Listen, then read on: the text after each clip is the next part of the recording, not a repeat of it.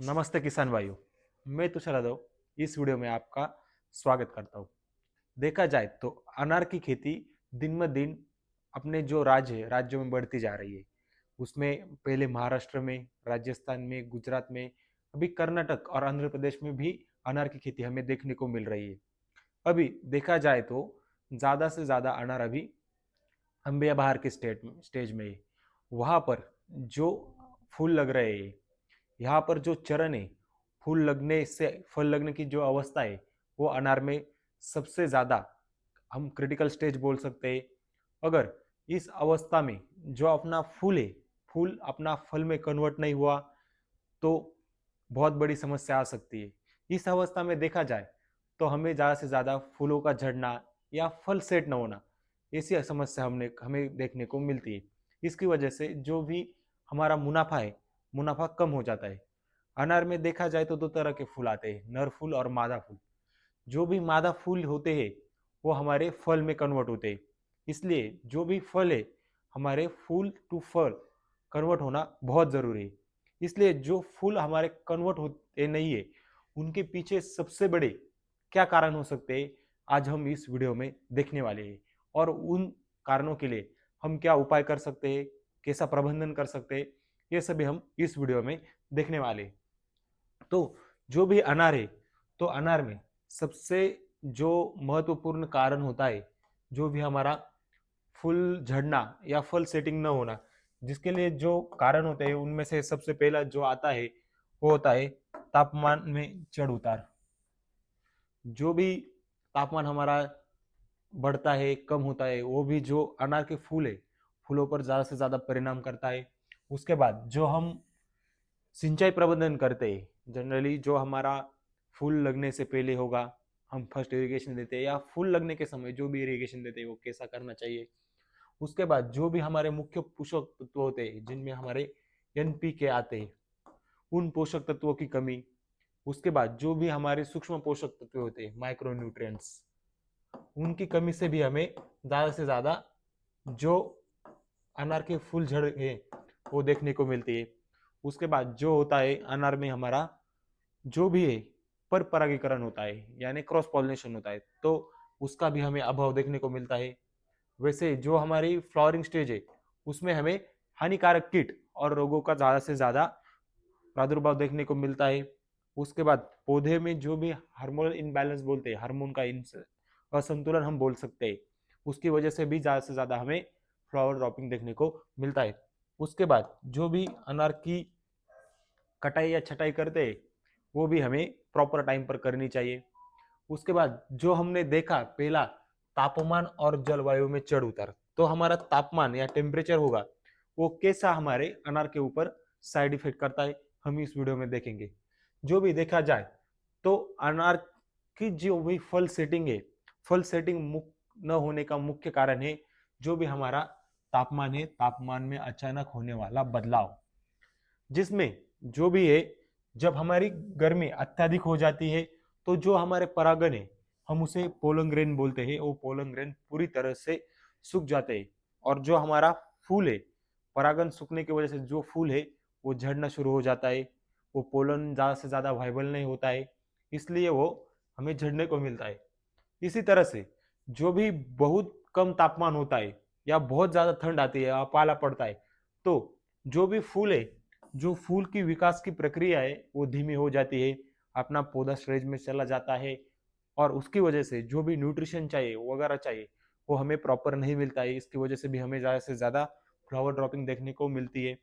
वैसा ही जो भी फूल है, फूल आने के समय में जो भी बेमौसम बारिश होती है, तो इसकी वजह से जो भी पोलन ग्रेन्स की बनने की प्रक्रिया होती है वो भी पूरी तरह से स्टॉप हो जाती है। या जो पोलन ग्रेन है, जो कीट के माध्यम से परागन होने वाला है, वो भी वहां पर बेमौसमी बारिश की वजह से रुक जाता है। इसलिए वहां पर अच्छा परागन नहीं होता, इसलिए भी हमें फल सेटिंग कम देखने को मिलती है।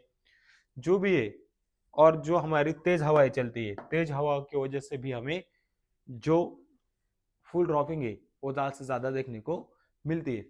दूसरा जो महत्वपूर्ण कारण है वो मीन्स सिंचाई, मीन्स अपना इरिगेशन। तो हमें इरिगेशन कैसा करना चाहिए, कब देना चाहिए, कब नहीं देना चाहिए, इसके बारे में हम अब देखने वाले हैं। जो भी है पहला, अनार का जो पेड़ होता है या अनार का जो फसल होती है उसको पानी जनरली कम लगता है। उसे हम ड्रॉट क्रॉप भी बोल सकते हैं, कम पानी में आने वाली फसल भी बोल सकते हैं। इसलिए पहले हमें ये केयर करनी चाहिए या जो भी है वो करना चाहिए। जो हमें अनार है, अनार को बहुत ज्यादा पानी देने की जरूरत नहीं है। हमें अनार को बहुत कम से कम पानी देना है, जिसकी वजह से वहां पर ज्यादा से ज्यादा वाटर लॉगिंग ना हो। उसकी वजह से जो भी हमारी जड़ें होती है, जड़ें को ऑक्सीजन कम मिलता है, उसकी वजह से जो भी जड़ें होती है, जड़ें पोषक तत्व अपटेक नहीं कर पाती है। इसलिए अनार को हमको कम ही पानी देना जरूरी है। हमें दूसरी जो केयर करनी है वो है फूल आने के समय जो भी मिट्टी में नमी हो, वो मिट्टी में नमी हमें कम नहीं होने देनी है। जो भी मिट्टी में नमी है या मॉइस्चर है, मॉइस्चर हमें टिकाए रखना है। जितना मॉइस्चर होगा उतना मॉइस्चर हमें यहाँ पर रखना जरूरी है। उसके बाद जो भी है मिट्टी में नमी का स्तर जो होता है वो हमें बनाए रखना फल सेटिंग के लिए अत्यंत आवश्यक होता है। जो है और एक ही, जब हमारे फूल खिलने लगते हैं, फ्लावर ओपन लगते हैं, ठीक समय पर हमें उस वक्त भारी सिंचाई करनी नहीं है, ज्यादा से ज्यादा इरिगेशन भी देना नहीं है। जो भी इरिगेशन है वो हमें हमेशा हल्की और नियमित अंतराल पर देना जरूरी है। उसकी वजह से ज्यादा आपको फूल लगने में मदद होगी। उसके बाद जो भी उसके रिगार्डिंग आता है वो है मुख्य पोषक तत्वों की कमी। उसमें देखा जाए तो सबसे पहले जो आता है हमारा नाइट्रोजन आता है। नाइट्रोजन के बाद फास्फोरस आता है, NPK बोल सकते हैं हम, और पोटेश जो है उसका हमें सही मात्रा में उपयोग करना बहुत जरूरी होता है। जब हम इसका उपयोग ज्यादा करें नाइट्रोजन का, तो या मिट्टी में नाइट्रोजन ज्यादा हो, तो जो भी है वो पौधों की सिर्फ वनस्पतिक वृद्धि करते हैं। इसका मतलब जो हम वेजिटेटिव ग्रोथ बोलते हैं वो वेजिटेटिव ग्रोथ ज्यादा से ज्यादा होती है। उसकी वजह से जो हमारे फूल है वो फूल ठीक से नहीं बन पाते हैं। जनरली जहां पर फूल निकलने चाहिए वहां पर सिर्फ हमारी पत्तियां निकलती है। और देखा जाए तो नाइट्रोजन बढ़ गया तो हमारा नर फूल लगने का जो प्रमाण हम बोलते हैं वो भी बढ़ने लगता है। इसकी वजह से जो भी नाइट्रोजन है, नाइट्रोजन की मात्रा हमें कम ही रखनी चाहिए। उसके बाद जो भी है वो है फास्फोरस।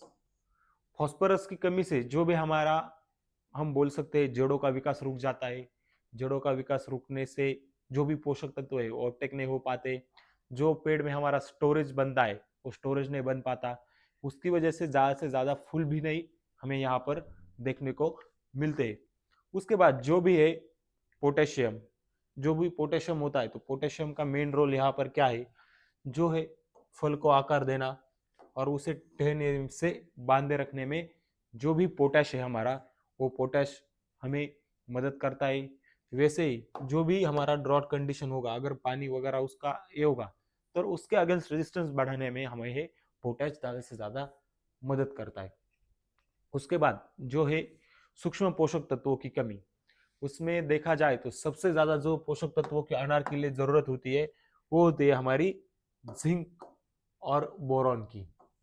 अगर ये दो पोषक तत्व नहीं रहे तो भी हमारी अनार की फसल में ज्यादा से ज्यादा इम्पैक्ट कर सकते हैं। उसमें जो भी है बोरॉन जो होता है वो हमारी पराग नली हम बोलते हैं, जिसे generally pollen tube, pollen tube के विकास के लिए वो बहुत जरूरी है। इसलिए जो भी हमारा पॉलिनेशन है, पॉलिनेशन अच्छे से होने के लिए हमें बोरॉन की बहुत ज़्यादा ज़रूरत होती है। इसलिए जो भी छिड़काव है, छिड़काव के माध्यम से आप जो भी हमारा बोरॉन है वो बोरॉन दे सकते हो। उसके बाद जो आता है हमारा जिंक। जिंक की जरूरत होती है, वो हमें होती है हार्मोनल बैलेंस के लिए। जो भी हमारा हार्मोनल संतुलन है, संतुलन बनाए के लिए हमें जिंक की बहुत ज्यादा जरूरत होती है। अगर जिंक नहीं हुआ तो जो भी हमारे हार्मोन है उसमें ऑक्सिन है, जिब्रेलिन है, साइटोकाइनिन है, एब्सिसिक एसिड है, ये पांचों भी जो हार्मोन है उनका जो बैलेंस है वो बैलेंस बिगड़ जाता है। उसकी वजह से फूल झड़ने का प्रमाण और फल सेटिंग होने का जो प्रमाण होता है वो भी हमें कम देखने को मिलता है। दूसरा जो महत्वपूर्ण कारण है उसके बाद वो है जो भी परागन होता है या पॉलिनेशन होता है, उस पॉलिनेशन का अभाव होना। जनरली देखा जाए तो हमारा जो भी अनार में परागन होता है, पॉलिनेशन होता है, वो होता है कीटों के माध्यम से। उसमें सबसे ज्यादा रोल होता है, वो होता है मधुमक्खियों का। अगर उस दौरान मधुमक्खियां नहीं आई तो हमारा परागन होता नहीं है, हमारा फल सेटिंग कम हो जाता है। इसलिए उस अवस्था में हमें जो भी मधुमक्खियां है, मधुमक्खियों को जो भी हम बोलते हैं आकर्षित करने के लिए हमें कुछ छिड़काव करना जरूरी है, कुछ जो है निगाह करनी जरूरी होती है। इसलिए वजह से जो भी हमारा है, हमें मधुमक्खियों से ज्यादा आकर्षित करना बहुत जरूरी होता है। जो हम देखा हमने देखा जो भी मधुमक्खियां और जो अन्य कीट है, वो हमारे परागन के लिए जरूरी है। इस वक्त हमें जो भी हमारे हार्मफुल जो इंसेक्टिसाइड होते हैं, उस वक्त हमें जो भी हार्मफुल इंसेक्टिसाइड होते हैं वो हमारे बगीचे में यूज नहीं करने चाहिए, जिसकी वजह से मधुमक्खियां जो आती है वो भी मर जाएंगी और हमारा परागन भी नहीं होगा। ये पहले हमें पूरी तरह से ये केयर करना जरूरी होता है। उसके बाद जो भी अगला वाला है तो पौधे में हार्मोनल असंतुलन। हम देखा जाए तो पौधे के अंदर हमें 5 तरह के हार्मोन देखने को मिलते हैं। उसमें ऑक्सिन्स आता है, जिबरेलिन्स आता है, साइटोकाइनिन्स आता है, एब्सिसिक एसिड आता है और इथिलीन जो आता है। तो पौधे के हमारे जो भी फूल है, तो फूल को कन्वर्ट करने के लिए जनरली हमें ऑक्सिन और साइटोकाइनिन की ज्यादा मदद लेते हैं हम अनार के बगीचे में। जब भी जो भी हमारा हार्मोनल असंतुलन होता है या ड्रॉट कंडीशन आता है या कौन सी भी कंडीशन आती है, तो उसमें जब भी पौधा है, जनरली जब किसी भी प्रकार का हमारे पौधे के तनाव आएगा, हम पानी का तनाव बोल सकते हैं, तापमान का बोल सकते हैं या पोषण का तनाव, तब पौधा क्या करता है, जनरली जो हमारा एब्सिसिक एसिड होता है, ये एब्सिसिक एसिड नामक हार्मोन उस पौधे में बढ़ जाता है। जब भी एब्सिसिक एसिड बढ़ेगा तो क्या होगा, जनरली जो भी पौधा होगा, जो भी उसके फूल होंगे, तो वो फूल झड़ देगा या ये कर देगा। तो जो भी ऑक्सिन्स और जिब्रेलिन है, वो हमें ज्यादा से ज्यादा मात्रा में अनार में यूज करने चाहिए। उसकी वजह से जो भी फल है और फूल है, उसको पेट से हमारे जोड़े रहने में ऑक्सिन्स और जिब्रेलिन ज्यादा से ज्यादा मदद कर सकते हैं। वैसे और जो भी हमारा मौसम में बदलाव होता है, तो बदलाव जब होता है तो हम ज्यादा से ज्यादा हार्मोन का यूज करते हैं। उस वक्त हमें केयर करनी चाहिए। उसकी वजह से जो भी हमारा जो भी प्राकृतिक संतुलन है, वो बनाए रखना जरूरी होता है। जनरली जब भी मौसम बदल जाता है, क्लाउडी वेदर आ जाता है, हमें जिब्रेलिन वगैरह का ऑक्सीजन का वगैरह स्प्रे नहीं करना है। उस वक्त हम साइटोकाइनिन का स्प्रे कर सकते हैं। ऑलरेडी जो हमारा नेचुरल है, नेचुरली हमें जिब्रेलिन वहां पर मिलता है। ऐसी जो कंडीशन होती है, वो हार्मोनल असंतुलन बढ़ा देती है। उस वजह से जब मौसम में बदलाव हो, तो मौसम के अकॉर्डिंग हमें जो भी हमारा हार्मोन है, हार्मोन का स्प्रे करना जरूरी होता है। उसके बाद जो भी हमारी कीट आती है, कीट भी फूल झड़ने में ज्यादा से ज्यादा इम्पैक्ट करती है। उसमें सबसे पहले जो आता है वो आता है थ्रिप्स। जो भी थ्रिप्स होता है, जो भी फूल के अंदर जो भी परागन होते हैं या फूल होता है, फूल के ऊपर जाकर पूरी तरह से रस चूस लेता है। उसकी वजह से जो फूल है वो गिर जाता है, या गिरा नहीं तो जो भी फल डेवलप हो जाता है उस पर स्क्रैच आ जाती है। उसकी वजह से उस फल को मार्केट में ज्यादा हमें डिमांड नहीं देखने को मिलती है। उसके बाद जो हम उसे एफिड्स बोलते हैं या महुआ बोलते हैं, जनरली वो भी क्या करता है, पूरी फल या फूल के ऊपर जो भी है वो रस चूस लेता है। उसकी वजह से वहां पर हमारी जो भी हम बोल सकते हैं ब्लैक फंगस वहां पर डेवलप हो जाती है। उसकी वजह से भी हमें ज़्यादा से ज़्यादा फुल ड्रॉपिंग देखने को मिलती है। और जो बाद में आती है, जो हम अनार तितली बोल सकते हैं या फल छेदक इल्ली बोल सकते हैं, वो ज़्यादा से ज़्यादा हमारा इम्पैक्ट करने को देखती है। उसके बाद जो भी रोग आते हैं, वो रोग भी ज़्यादा से ज़्यादा हमारी अनार की फसल में फ्लावर ड्रॉपिंग के लिए रीजन हम उसे बोल सकते हैं। उसमें सबसे पहले जब आता है वो एंथ्रैकनोज ब्लाइट बोल सकते हैं हम उसे। वो ज़्यादा से ज़्यादा हमारे जो भी फ्लावर है, फ्लावर के ऊपर आता है, उसकी वजह से आता है। उसके बाद जो ये तेलिया रोग, उसे हम बैक्टीरियल ब्लाइट बोलते हैं, वो हमारा ज़ांथोमोनास ऑक्सीपोडियम से आता है। वो जनरली हमें ज़्यादा से ज़्यादा अनार में देखने को मिलता है। इसकी वजह से हमारी 90 to 100% तक भी जो भी बगीचा है, वो बगीचा बर्बाद हो सकता है। उसके बाद जो हमें देखने को आगे देखने को मिलता है वो सर्कोस्पोरा। वो सर्कोस्पोरा भी हमें टाइम टू टाइम कंट्रोल करना जरूरी होता है। अभी हमने देखे जो भी हमारे मुख्य कारण थे वो देखे। अब हम इन जो भी कारण है उन कारणों को कुछ छिड़काव प्रबंधन या उर्वरक प्रबंधन वो दोनों देखेंगे। उसकी वजह से हमें जो भी है हमें कंट्रोल करने में मदद मिल जाएगी। तो सबसे पहले जो भी हम छिड़काव इस अवस्था में कर सकते हो उसमें जो आता है वो आता है फॉलिक्यूर। जनरली इसमें हमको टेबिकोनाजोल जो कंटेन है वो कंटेन हमें देखने को मिलता है। वो हमें लेना है 100 मिली 200 लीटर पानी के लिए। उसके बाद जो भी इस पीरियड के दौरान मधुमक्खियां ज्यादा होती है तो हमें जो भी बेनिफिशियल इंसेक्ट के लिए ऐसा इंसेक्टिसाइड है या ग्रीन ट्रायंगल इंसेक्टिसाइड हम बोल सकते हैं वो लेना जरूरी होता है। उसलिए हम उलाला लेंगे 60 ग्राम। उसके बाद जो भी वहां पर पोलन की जो भी वाइबिलिटी है या पोलन का जो स्ट्रक्चर है या पोलन ट्यूब का फॉर्मेशन है वो बढ़ाने के लिए हमें कैल्शियम की बहुत ज़रूरत होती है। इसलिए हम उसमें लेंगे एमिकैल। जो भी अमीनो चिलेटेड कैल्शियम है वो 200 ग्राम। और जो भी फ्लावर ड्रॉपिंग रोकने के लिए हमें टॉनिक चाहिए अच्छा सा जिसमें हमारे विटामिन भी हो प्रोटीन्स भी हो अमीनो एसिड्स भी हो। ऐसा टॉनिक लेना ज़रूरी है जो आपकी फ्लावर ड्रॉपिंग रुका सके और जो फ्लावर ओपनिंग होती है वो ओपनिंग बढ़ा सके। इसलिए हम उसमें लेंगे क्रॉपटॉनिक 21। वो 100 मिली 200 लीटर पानी के लिए। ये छिड़काव आप ले सकते हो। अगला छिड़काव जो है वो हमारा न्यूट्रिशन का लेना ज़रूरी होता है। ये दूसरा स्प्रे आप ले सकते हो। उसमें जो भी हमारा मिक्स माइक्रोन्यूट्रिएंट होता है वो मिक्स माइक्रोन्यूट्रिएंट 200 ग्राम। उसके बाद जो हार्मोन संतुलन बनाने के लिए जिंक का जरूरत ज़्यादा होती है उसलिए जिंक 200 लीटर पानी के लिए 100 ग्राम।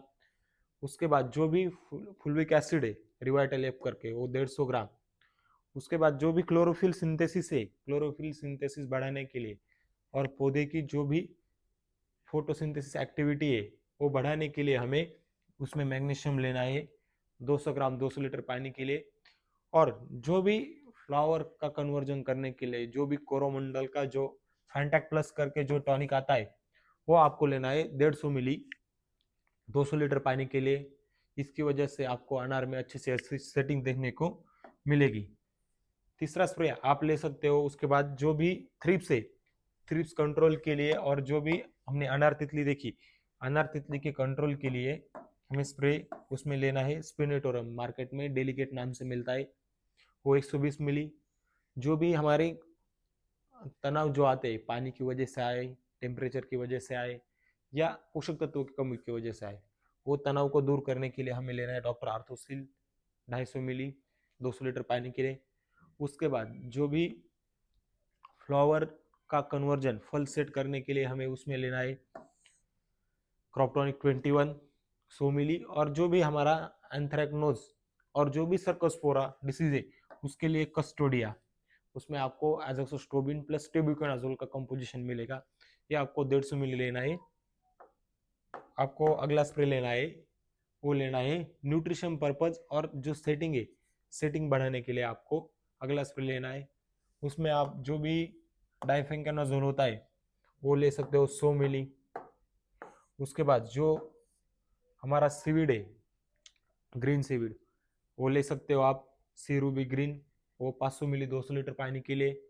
उसके बाद थ्रिप्स और कंट्रोल के लिए जो भी हमारा मार्केट में स्पिनोसाइड मिलता है 45% वाला वो आप 75 ml पर एकड़ के हिसाब से ले सकते हो। उसके बाद सेटिंग बढ़ाने के लिए जो भी स्केलअप है होमोब्रासलाइट करके जो भी प्रोडक्ट है और मल्टीविटामिन का जो ये मिक्सचर है वो आप ले सकते हो 200 ml। ये छिड़काव आपने 4 किए तो 100% जो भी आपका फूल झड़ना होगा या फल सेट नहीं हो रहे होंगे तो ये कॉम्बिनेशन स्प्रे 100% आपका जो फूल झड़ रहे हैं वो रोकने में मदद करेगा फल लगने में आपको ज़्यादा से ज़्यादा मदद करेगा। उसके बाद जो आता है उर्वरक प्रबंधन। तो उर्वरक प्रबंधन में इस कंडीशन में हमको देना है जो होता है वो 0-60-20। यहाँ पर फॉस्फोरस और पोटेश जो है उसका ज़्यादा से ज़्यादा मात्रा में यूज़ करना बहुत ज़रूरी होता है इसलिए वो। और जो भी हमारा न्यूट्रिशन हमने दिया है तो वो अपटेक करने के लिए हमें जो लिग्नोफर्ट है जिसमें कैल्शियम अमोनियम लिग्नोसल्फोनेट आता है, जो जनरली जो रूट जोन के आसपास जो भी हमारे साल्ट्स होंगे वो साल्ट को लीच आउट करके हमारा न्यूट्रिशन बढ़ाने में आपको मदद कर सकता है। वो आपको लेना है 1 लीटर। उसके बाद जो भी हमें नीचे से जो भी रूट डेवलपमेंट करनी है, तो रूट डेवलपमेंट के लिए और जो भी माइक्रोन्यूट्रिएंट पर्पज के लिए हमें देना जरूरी है, उसके लिए हम डॉक्टर बैक्टोस बैक्टोराइजा, इसमें जो स्पोर फॉर्म में माइक्रोराइजा है वो आप देंगे 200 ग्राम। उसके बाद जो भी जिंक होता है 12% चिलेटेड ईडीटीए जिंक आता है, वो 500 ग्राम प्रति एकड़। ईडीटीए कॉम्बी मिक्स माइक्रोन्यूट्रिएंट का जो कंपोजिशन है वो 1 किलो, और रिवाइटली है उसमें 1 किलो, इस हिसाब से आप दे सकते हो। उसके बाद जो भी हमारा कैल्शियम की जरूरत होती है, वो कैल्शियम की जरूरत पूरी करने के लिए आप मार्क जो भी हाइब्रिड कैल्शियो है, जो भी कैल्शियम ऑक्साइड अपना जो 40.5% आता है, वो आप दे सकते हो 2 किलो। उसके साथ में जो भी बोरान है वो 250 ग्राम प्रति एकड़ के हिसाब से। और उसके बाद जो भी हमारा फॉस्फोरस पोटेश और मैग्नीशियम और जो भी जड़ों की वृद्धि के लिए आप 0.40 to 47, उसके साथ मैग्नीशियम सल्फेट 5 kg, और उसके साथ में जो रूट फास्ट है वो 500 ग्राम, इतना आप दे सकते हो। और जो भी हमारा परागण है वो परागण हमारा आपको पता है मधुमक्खियों के माध्यम से होता है। तो मधुमक्खियों को आकर्षित करने के लिए क्या किया जाए? तो जो भी मधुमक्खियों को आकर्षित करने के लिए आपको सबसे अच्छा स्प्रे और उसकी जरूरत है, तो उस स्प्रे में आपको प्रति लीटर पानी में लेना है अपना मार्क छाछ मिलता है हमारा, दूध से हम छाछ बनाते हैं, वो छाछ हमें लेना है 10 मिली प्रति लीटर पानी के हिसाब से। उसमें लेना है हमारा जो मार्केट में हींग मिलता है, जो हम घर में यूज करते हैं, वो हींग हमें लेना है 0.25 ग्राम। उसके साथ में गुड़ लेना है आपको 2 ग्राम। और जो भी दालचीनी होती है हम स्पाइसेस की तरह यूज करते हैं, वो आपको लेनी है 0.25 ग्राम। इसकी वजह से जो भी मधुमक्खियां है वो मधुमक्खियां ज्यादा से ज्यादा अट्रैक्ट होंगी, और उसकी वजह से हमें अपना परागण अच्छा देखने को मिलेगा। उसके बाद जो भी अगर मधुमक्खियां नहीं हो, तो हमें जो भी मधुमक्खियों का बक्सा होता है वो बॉक्स हम मधुमक्खियों को प्रति एकड़ एक बॉक्स भी रख सकते हैं। उसकी वजह से ज्यादा मधुमक्खियां आकर हमें अच्छे से अच्छा परागण हो सके और हमारा उत्पादन बढ़ सके। ये जो हमने अनार के बारे में अभी इंफॉर्मेशन देखी, अगर आपको इसमें कोई भी डाउट हो, कोई भी हो, या अनार का आपको पूरा से पूरा शेड्यूल चाहिए हो या मार्गदर्शन चाहिए हो, तो जो हमारा ये एप्लीकेशन है आनंद क्रॉप गुरु, इसको आपको हिंदी में पूरे हिंदी इंग्लिश में पूरे तरह से जानकारी उपलब्ध है। कब कौन सा उर्वरक प्रबंधन करना चाहिए, छिड़काव प्रबंधन करना चाहिए, सभी का सभी गाइडेंस इस ऐप पर उपलब्ध है। उसकी वजह जो भी आपके बगीचे में कोई भी समस्या हो, तो आप उसे फोटो खींचकर इसमें आप सवाल भी पूछ सकते हो। उस सवाल को आप ऊपर आपको अच्छा सा आंसर और उसके ऊपर गाइडेंस किया जाएगा। और ये ऐप बिल्कुल ही फ्री है, इसके कोई भी चार्जेस वगैरह कुछ भी नहीं है। फ्री में आप ये ऐप डाउनलोड कर सकते हो और अपना प्लॉट रजिस्टर कर सकते हो। अगर इस वीडियो में आपको कोई डाउट होगा तो आप हमें कमेंट सेक्शन में पूछ सकते हो। अगर आपको लगता है इस वीडियो में मुझे इंफॉर्मेशन कम मिली, या आपको कोई अलग इंफॉर्मेशन अनार के ऊपर चाहिए, तो हमें आप कमेंट बॉक्स में नीचे ज़रूर कमेंट कीजिए। हम उस इंफॉर्म आपके सवाल के ऊपर इंफॉर्मेशन लाने का ज़रूर प्रयास करेंगे। अगर आपने आनंद एग्रो केयर के हिंदी यूट्यूब चैनल को अभी तक सब्सक्राइब नहीं किया होगा, तो उस चैनल को सब्सक्राइब कीजिए और ज़्यादा से ज़्यादा वीडियो को लाइक कीजिए, शेयर कीजिए, कमेंट कीजिए। धन्यवाद।